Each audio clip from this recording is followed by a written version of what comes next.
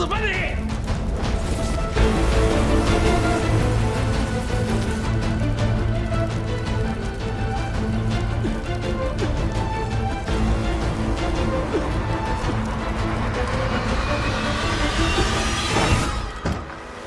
主大人。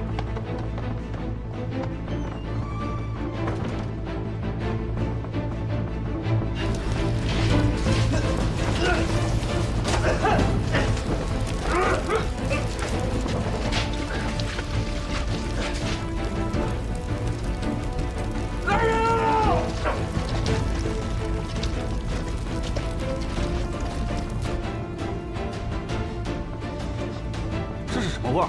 快去看看！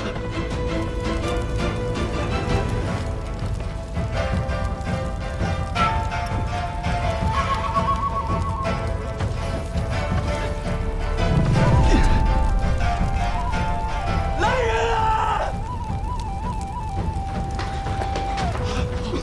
注水了，注水了！快去叫人，快啊！我在这儿呢，救火，快！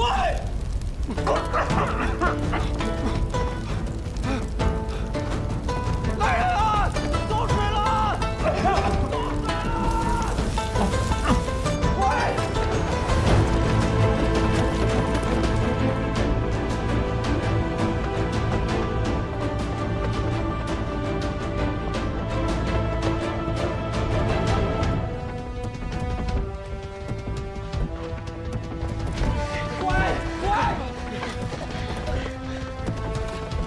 还有一件事情需要你帮我，我已断掉楚怀民所有的路，恐怕他要杀我是有放火意图。届时你一定要按计划行事，不可来救我。侯爷，中州的雨势是越来越大，止也止不住，恐有洪涝之势。今日是下雨第几日了？第7日了。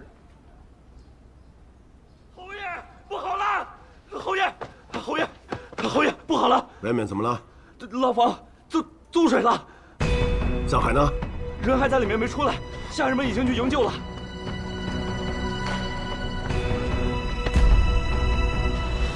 二公子，楚大人，干嘛那么着急走啊？啊，我刚拜见完侯爷，没什么事，我就先走了。你在侯府杀人放火，还要逃吗？跟我去见侯爷。 不去。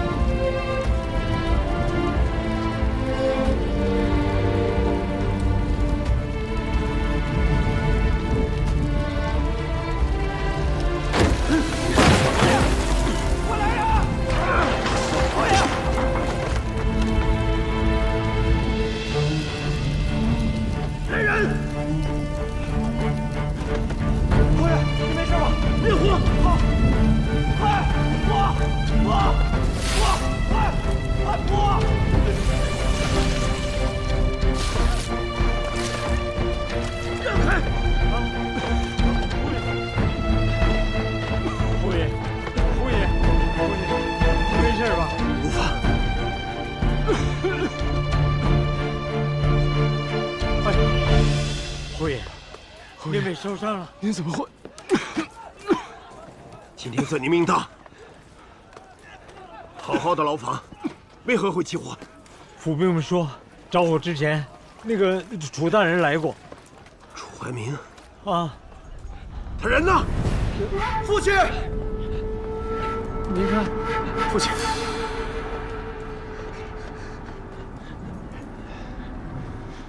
楚怀民，这火是你放的吗？不是，侯爷，不是我，儿子亲眼所见，楚怀民放火之后想要逃走，是他，他想杀了我，杨震跟曲教都被他，侯爷，他的枪头对准的是您呐，侯爷。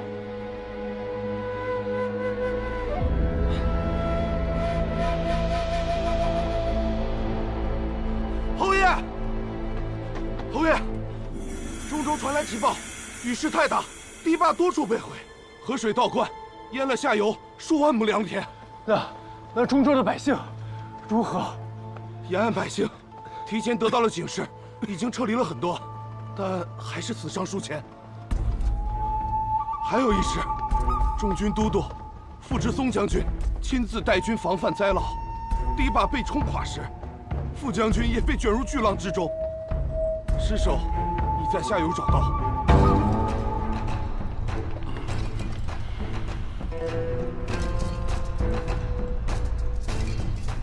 把楚怀民押到大理寺。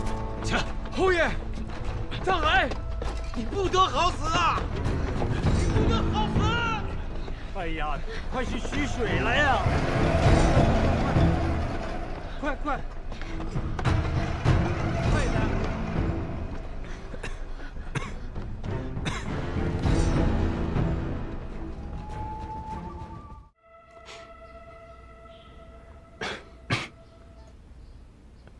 侯爷，医官马上就到了。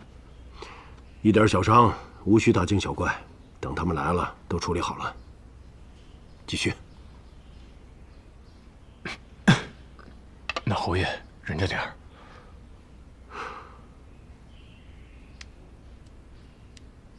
果然如你所言，大将军殉国，大庸折损了一名大将。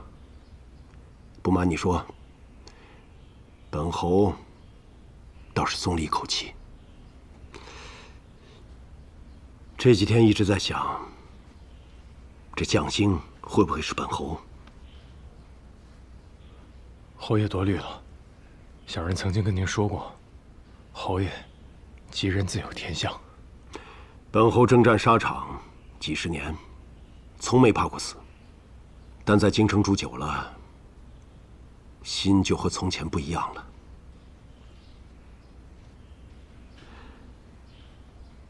还好本侯有你，能替本侯未雨绸缪。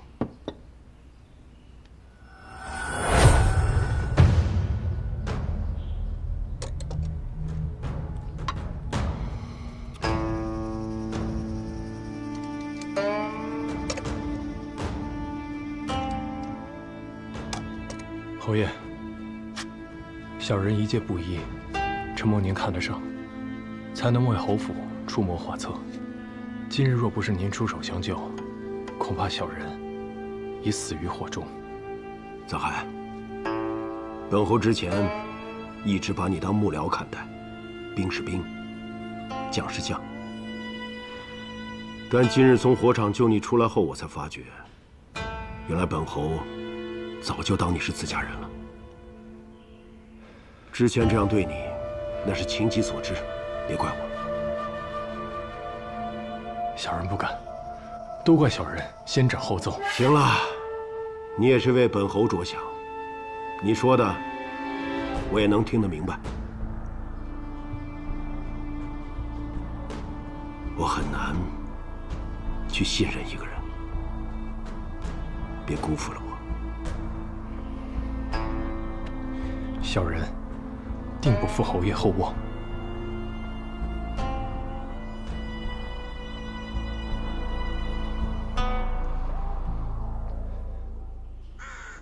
奉天承运皇帝敕曰：钦天监监正楚怀明错勘天象，延误祸情，致使中州大涝，伤民伤财，又欺上瞒下，谋害人命。今罢免官职，贬为庶人，流放3000里，刑前杖责50，即刻行刑。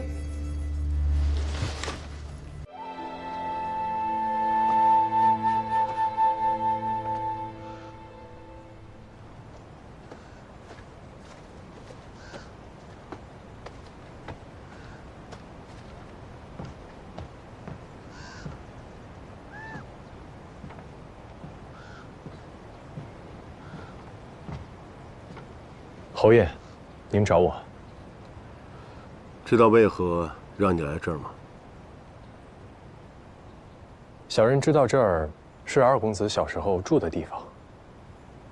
侯爷让小人来这里，是因为之前小人说的关于二公子的那些话吗？知行这个孩子，本侯以前很疼爱他。只是后来，他与本侯日渐疏远，而这些年，本侯待他，确实不如知府。知行成了没出息的儿子，本侯是不是也有错？侯爷乃一家之主，遮风挡雨，怎会有错？小人只是在想，外面满园赏心悦目的牡丹，可侯爷却独独来到了这里。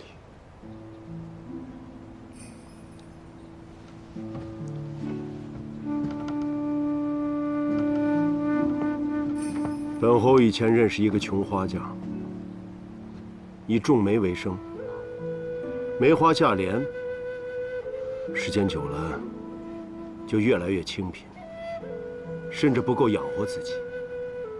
后来他发现世人甚爱牡丹，价格自然高昂，他改种牡丹，过上了丰衣足食的日子。可他告诉本侯，他更钟爱、更愿意栽培的还是梅花，但为时已晚。花圃里的梅花，因无人照料，都枯死了。花匠在穷困时选种梅花，可见爱梅之心。但他以卖花为生，必须改种牡丹，而心爱的梅花破败凋零。可能花匠觉得都是自己的错，小人却认为非也。为什么会这样觉得？梅花生于冬天，傲雪寒霜，无意争春。不是花匠无情改种牡丹，而是梅花甘愿在苦寒绽放，零落成泥。若是花匠不这么做，恐怕整个园子都挨不过冬天。小人想起一首诗：片片甘飞已足悲，况堪风雨恒相期。足然此恨何由是？以赖重开有备之。诗人叹息风雨中梅花凋零，但并未沉溺于悲伤之中，因为他相信，只要有新枝继续生长，梅花定有重开之日。花匠感伤梅花残败，殊不知墙角上留又梅一枝。阳春和煦时，他不起眼。倘若悉心照料，他日若园子再遇风雪，想必又能傲立雪中，凌寒争香了。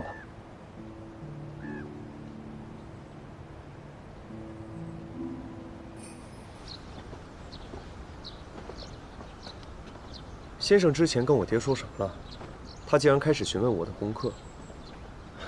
侯爷想必有意栽培你了，往后他对你的关爱会比庄知府还要多。因为你，他才愿意与我亲近些。我说了什么根本不重要，重要的是你在侯爷眼里是一个什么样的儿子。所以今后你更要勤学苦练，不可掉以轻心。是。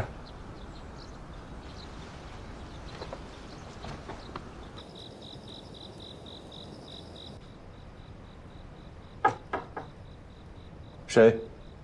大人，是我庄善，侯爷有请。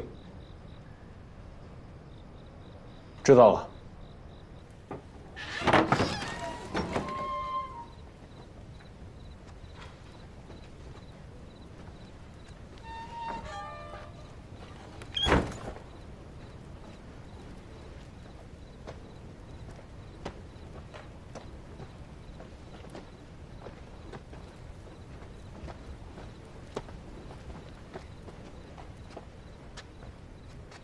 侯爷在里面，臧大人，请。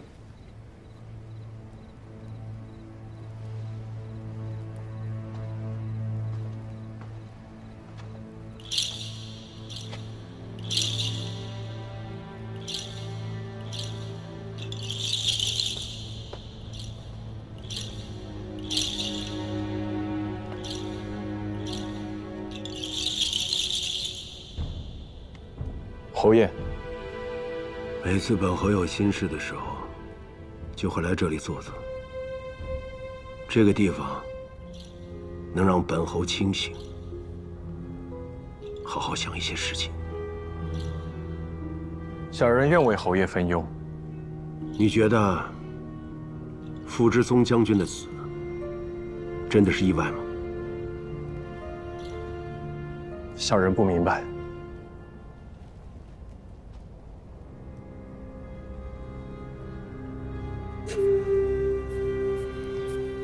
狡兔死，走狗烹，飞鸟尽，良弓藏。哪怕你有千秋功绩，也抵不过帝王无情。小人认为，侯爷与傅大将军不同。傅大将军是先太后的侄子，是皇上的外戚。而您曾率军攻破东夏城门，立下了不世之功，想必皇上是感念侯爷的。傅之松一死，中军都督之位就空了出来。朝中没有比本侯更适合的人选，很多人也向皇上举荐本侯。你说？本侯该不该争？军中有许多将领，都曾经是您带过的兵。您当年的副将，如今还统领着京郊的木骑营。若此时再去争中州军权，只怕皇上心中想不忌惮侯爷都难啊。你是让本侯做事，都督之位落入他人之手。侯爷，这件事儿。您不是在和别人争，而是在和皇上争。小人想，皇上心中应该早有计较。侯爷不妨再等几天，看看究竟花落谁家。而小人认为，侯爷不去争，定有好处。若侯爷想重新掌兵，一定还有别的办法。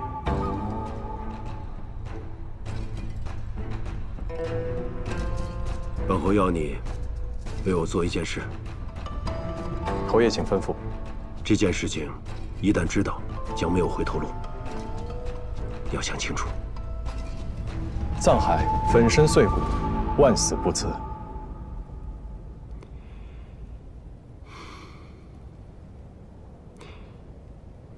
本侯这一辈子只打过一次败仗，打败本侯的不是任何人，是一个叫鬼喜的东西。鬼喜。武和35年，先帝率大军出兵东夏，本侯当时任先锋将军，攻破了东夏多个城池，横扫大半疆土。然而就在即将攻入王都之时，发生了一件诡异之事。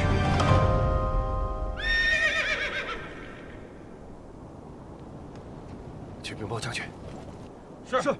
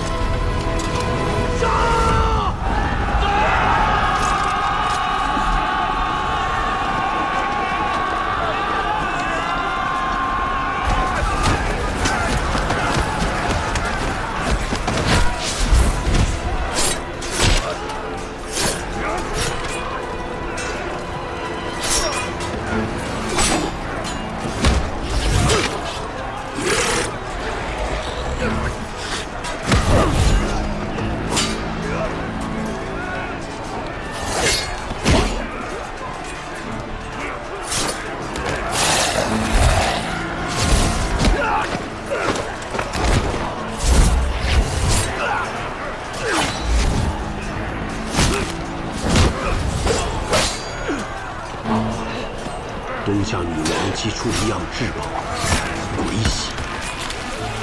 它带来了无数的阴兵，他们是杀不死的怪物。任何雄狮铁骑在他们面前都不堪一击。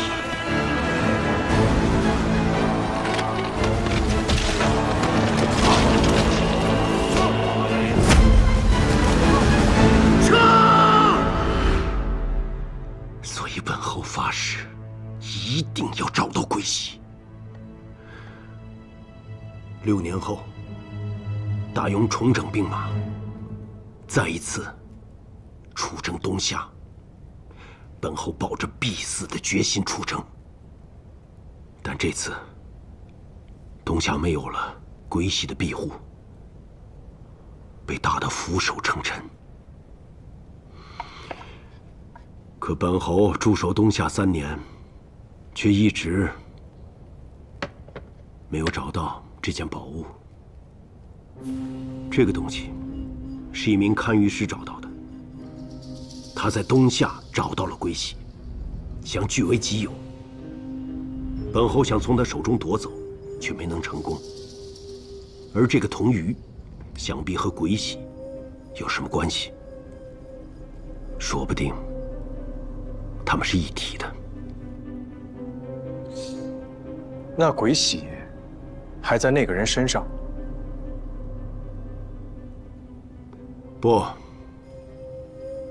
不在他身上，而他已经死了。那是他的命。敢拿侯爷的东西，他必须死。10年了，我找遍了所有的地方，却始终找不到。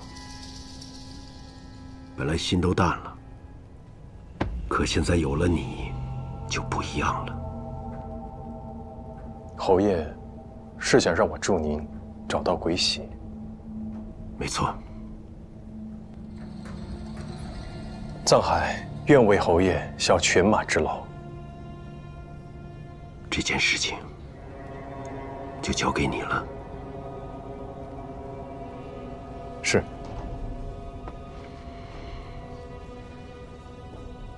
敢问侯爷，这铜鱼就只有一条吗？什么意思？小人幼时随师傅学习堪舆之术，对东夏文明有所涉猎。这东夏最初是以渔猎为生，所以鱼便成为了他们的图腾。这铜鱼，小人虽未见过，但东夏的鱼图腾，小人倒是见了不少。画中的鱼儿都是成群出现，寓意丰年富饶，所以小人才会有此疑问。果然见识不凡，心思机敏。没错，这铜鱼不止一条。本侯就知道，你果然是做成这件事的不二人选。那其他的铜鱼，需要小人一并找寻吗？别的铜鱼你不用管，本侯都有数。你只要记住，等你找到鬼玺，本侯必不会亏待你。藏海赴汤蹈火，也要帮侯爷完成心愿。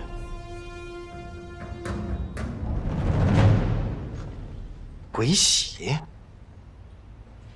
我曾听闻过一些流传在东夏的传说，它被称为昆仑圣母的恩赐，东夏君王的秘宝。可那都是一些虚无缥缈的说法呀！我一直以为那东西只存在于传说中，大庸都无人知晓。没想到竟被你爹找到，还带了回来。我也没想到，我竟然还要帮平津侯去找他。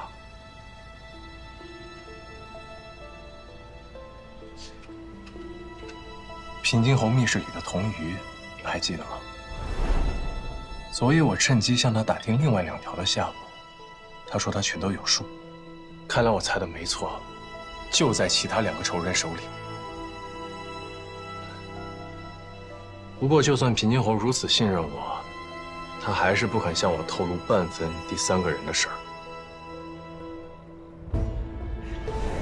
饭要一口一口吃，如今咱们已经向前迈了一大步了，至少你得到了平津侯的授意，往后做起事来啊，也不用藏着掖着了。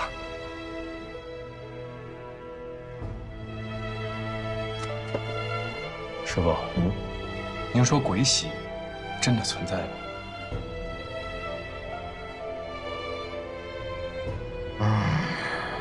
师傅也不知道啊。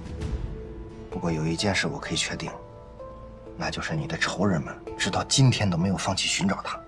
看来只要找到鬼玺跟童鱼，就一定可以找到第3个人。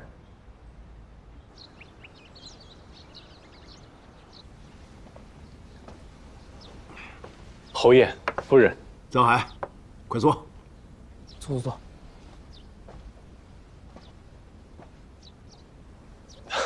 侯爷今日是有什么喜事吗？知道吗？前日，皇上召一众武官进宫商讨，本侯称病未去。皇上在大殿钦定乌马服出任中军都督。那些为了中州军权闹得不可开交的武官们，皆被降职责罚。虽然本侯未去，皇上并未责怪，还以体恤本侯病情为由，赏银1000两。侯爷英明，不争不抢，反而得了圣心。还有一件事，前些日子，我给内阁递奏本，举荐了你。藏海，你堪舆的本事，名动京师，皇上许了你天大的恩赐。从今日起，你便是钦天监监正。恭喜啊，藏海，不，藏大人。多谢侯爷，多谢二公子。坐。钦天监和工部关系密切，以后你和知府有很多机会一起做事，你俩共沐皇恩，要替皇上好好办事。儿子以后会好好关照藏海的。多谢大公子。短短半年时间，藏海便由幕僚做到了五品监正。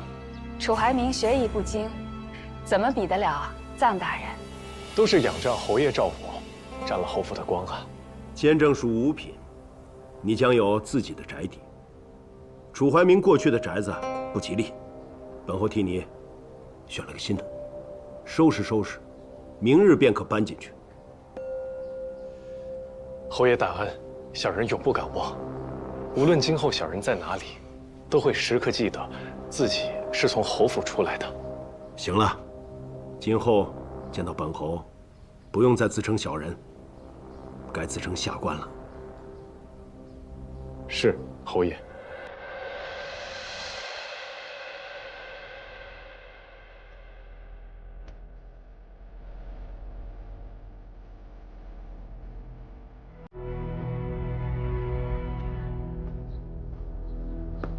大人，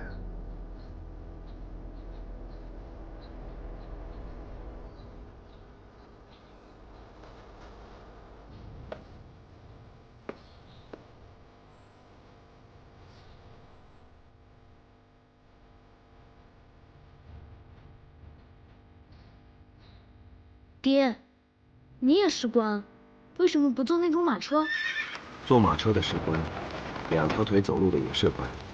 况且，习惯了坐那种马车，就懒得走路，再也下不来了。